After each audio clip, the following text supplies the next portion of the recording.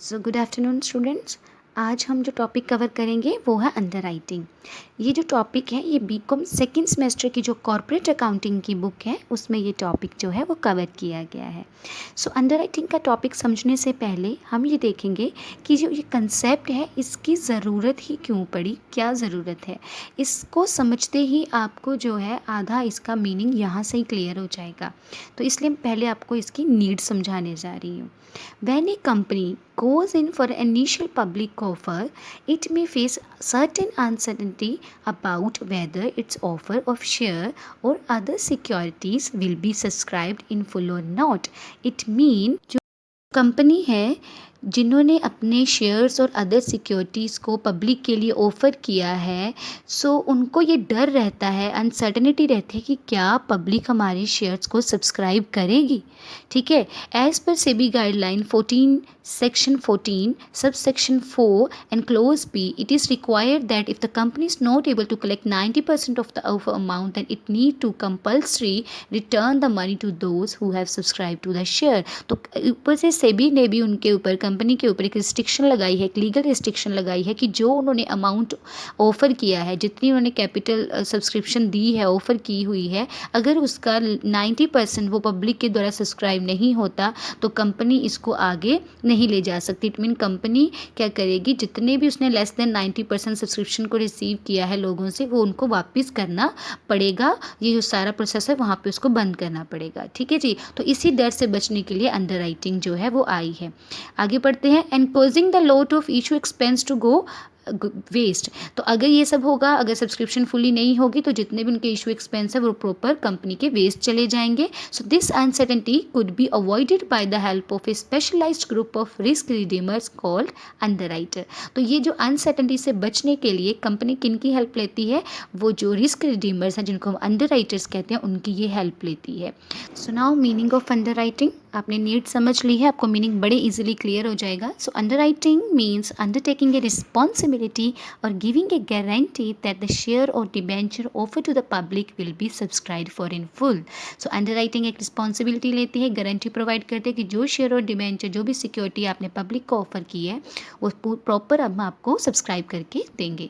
The person or institution that give such guarantee are called as underwriter. For this service underwriter charges special commission, which is generally calculated at a specified rate on the issue price of the whole of the share or debenture underwritten। तो underwriters इसके बदले company से specified commission charge करते हैं जो proper issue price पे होता है, जो शेयर्स का है और डिबेंचर जो भी हमने सिक्योरिटीज़ अंडरराइटन करवाई है, तो वो जो है हम प्रॉपर कमीशन के बारे में आगे पढ़ेंगे। सो अभी आप पूछोगे कि मैम जो अंडरराइटर्स हैं वो शेयर और डिबेंचर को फुली सब्सक्राइब करके कैसे देते हैं। तो देखिए, in case the share and debenture are not taken up by the public wholly, the underwriter will have to take up the balance of share और debenture not subscribe for by the public and to pay for them. तो जो share public ने subscribe नहीं किए, जो part रह जाएगा unsubscribe, वो जो है हमारे जो अंडरराइटर हैं उनको सब्सक्राइब करेंगे और उसके लिए पे भी करेंगे कंपनी को। So there are some examples of underwriter in India, जैसे कि first IDBI, UTI, LIC, IFCI and other nationalized banks. तो अभी हमारे पास type of underwriting, we have full underwriting, partial underwriting and firm underwriting. So पहला है full underwriting. If the underwriter underwrite the whole of the issue of share और debenture of a company, it's called full underwriting. अगर कोई underwriter किसी company के full share और debenture की responsibility उठा रहा है तो उसको हम कहेंगे फुल अंडरराइटिंग।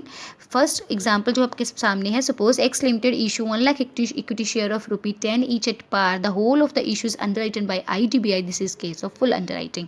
अगर X limited 1 lakh equity share issue करी जा रही है पब्लिक को और इस सभी की रिस्पॉन्सिबिलिटी पूरे 1 लाख शेयर की IDBI उठा रहा है तो इसको हम क्या कहेंगे, फुल अंडरराइटिंग। सेकेंड है partial underwriting. If the underwriter underwrite only a part of the issue of the share of debenture of the company, it's called partial underwriting.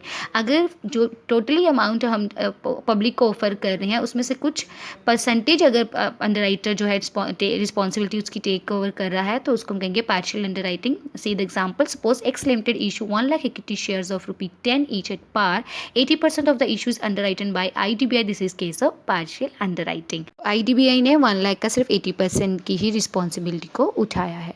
So next है firm underwriting. If the underwriter make a definite commitment to take up a specified number of share or debenture irrespective of the result of the public response to the issue, it is called firm underwriter.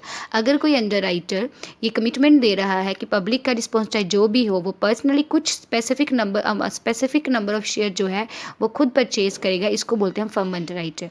तो सीधे example, x limited issue 1 lakh equity share of ₹10 each at par. 80% of the issues underwritten by the IDBI with a definite commitment to take up 10,000 share. तो इस issue में 1 lakh equity share issue हुए थे, 80% जो है IDBI ने उसकी रिस्पॉन्सिबिलिटी उठाई है, अंडरराइट किया है उसको, और ये भी कमिटमेंट दी है कि रिस्पॉन्स चाहे जो भी हो 10,000 शेयर खुद भी परचेज करेगा. This is the case of firm underwriting. Okay, so next is advantages of underwriting. So first one is guarantee of full subscription. मैं इसको आपको इजी वे में इजी लैंग्वेज में समझाती हूँ, अब इसको पढ़ लेना.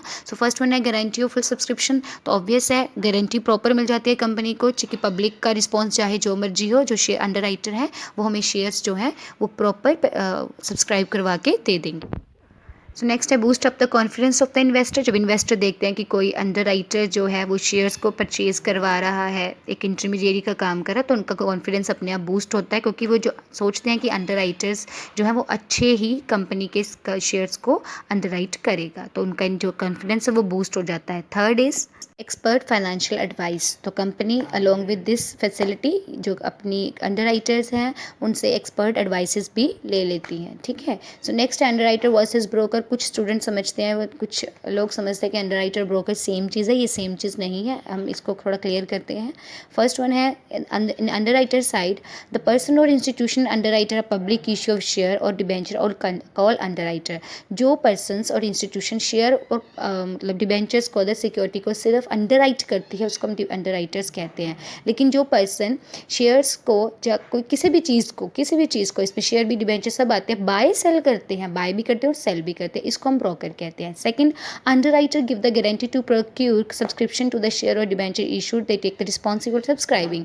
तो ऑब्वियस अंडरराइटर जो है रिस्पॉन्सिबिलिटी उठाता है कि वो शेयर्स को सब्सक्राइब करके देगा. Next, in case of broker merely promise or try to procure the subscription to the share or debenture issued, they do not take any type of responsibility of subscribing. तो इससे आपको clear हो गया, वहाँ पर responsibility है, लेकिन broker के केस में कोई भी रिस्पॉन्सिबिलिटी नहीं होती.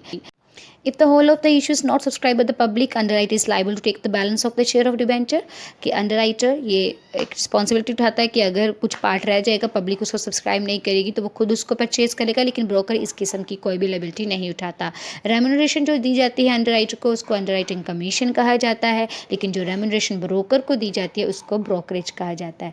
तो ये था कुछ कंसेप्ट हमारा अंडरराइटर को लेके. इसके अलावा भी कुछ कंसेप्ट मुझे कवर करने, वो हम नेक्स्ट वीडियो में क्लियर करेंगे. Hope you like the video. So do subscribe my channel and please share this video. Please share my channel also, and thank you so much.